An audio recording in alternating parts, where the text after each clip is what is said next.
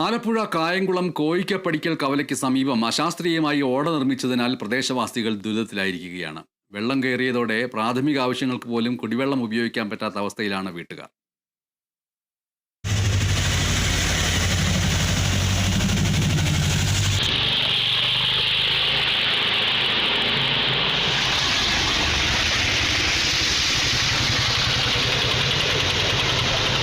കോയിക്കപ്പടിക്കൽ junction സമീപം ചെമ്പകപ്പള്ളിയിലെ റോഡിലാണ് വെള്ളക്കെട്ടുള്ളത്.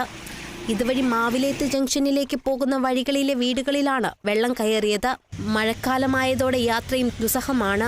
താഴ്ന്ന റോഡും ഉയർന്ന ഓടയുമാണ് വെള്ളം കെട്ടി നിൽക്കാൻ കാരണം. അശാസ്ത്രീയ ഓട നിർമ്മാണവുമായി ബന്ധപ്പെട്ട് നിരവധി പരാതികൾ നഗരസഭയിൽ നൽകിയെങ്കിലും പരിഹാരമുണ്ടായില്ല. ജനങ്ങൾ വല്ലാത്ത ഒരവസ്ഥയിലാണ്. പുതിയതായി നിർമ്മിച്ച ഓട ജനങ്ങൾക്ക് ഒരു ഗുണവുമില്ലാത്ത രീതിയിലാണ് നിർമ്മാണം നടത്തിയിരിക്കുന്നത്. വളരെ ശോചനീയമായ അവസ്ഥ.